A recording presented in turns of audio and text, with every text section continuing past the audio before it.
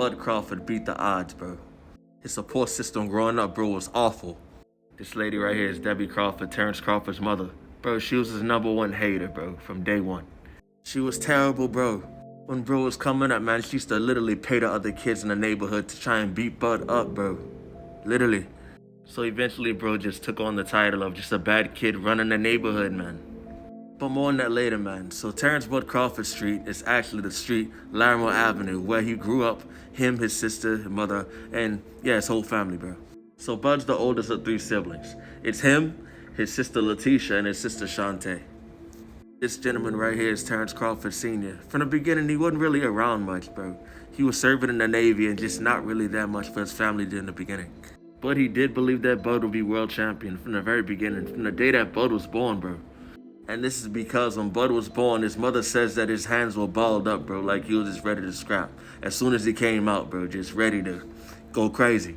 Despite that, his mom always said that he won't be shit. She never believed that he would amount to anything, bro. Even though his pops always said we have $1 million baby on our hands and one day he will be world champ.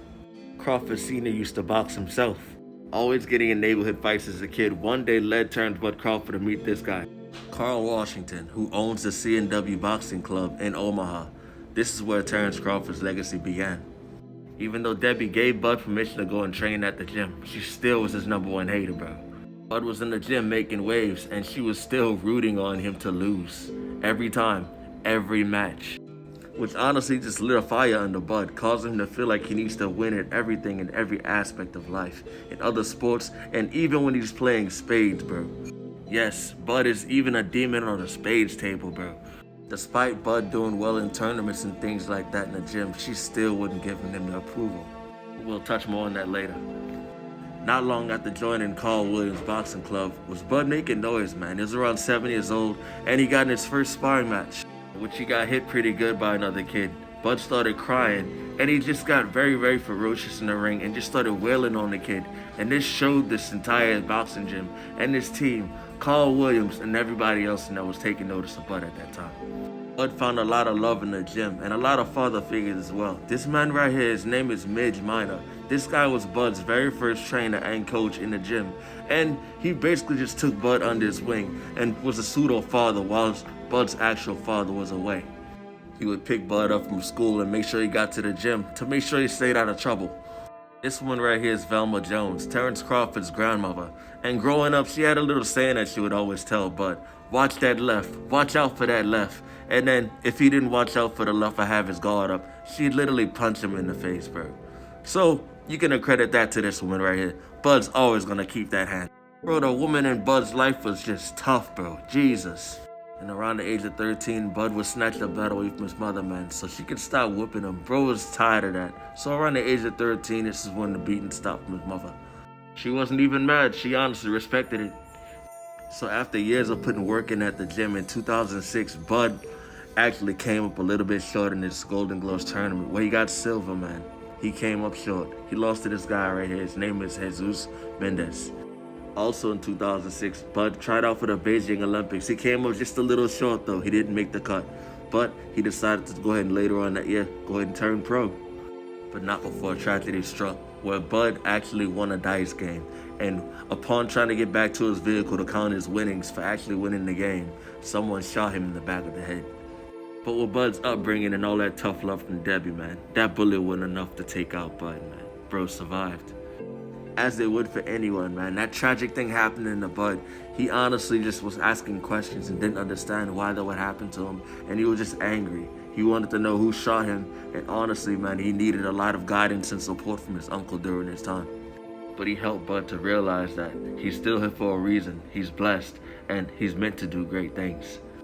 Because honestly, bro, in that shooting, man, there was a lot of people, a lot of victims in that time. Terrence Bud Crawford's friend actually got shot in the arm and it shattered his whole arm. And other people were shot as well. And this is when him and Bomac, man, longtime friend of the family and longtime friend of Terrence Crawford, really locked in and just started getting ready and preparing to become the pro that we all know today.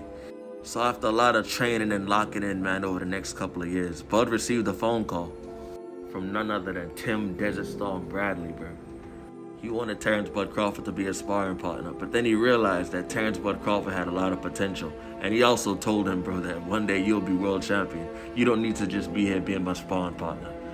So in 2013, he got a title shot against Ricky Burns, where he went all the way to Scotland, bro, and secured the belt, bringing it back home to the U.S., man. Great win for Terrence Bud Crawford. And in 2014, he defeated Gamboa with his first title defense, bro. And that was also cited as one of his most challenging fights to date. And that's also when Terrence Bud Crawford, honestly, bro, just started skyrocketing up to the top. And his mother was there, bro. And by this time, him and his mother's relationship had grown. And honestly, she was becoming a lot more supportive because she had seen that the tough love that she had been implementing on Terrence Crawford his whole life had paid off. And now she could soften up a bit. And this is also a huge fight as well because it was a homecoming fight in this home city of Nebraska, bro. Omaha, Nebraska.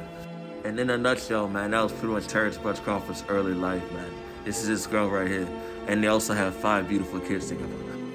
As you can see here, Bud still lives in Omaha today where he spends a lot of time with his family, man, fishing and honestly just being there for his family. Everybody that pretty much helped him get to where he is today, they're still in Omaha, and that's still where he resides. And I don't know if he'll ever leave, bro. But who knows what's next for Bud Crawford, man. Oh yeah, also, his name is Bud because honestly, they just called him Bud growing up, man. And it just stuck. It's a Midwest thing, and I don't think he'll ever drop it. But he's getting ready to fight Canelo later on this year. What do you guys think will happen in that fight? Who do you guys call? But I'll see you guys in the next video. Peace, and thank you for watching.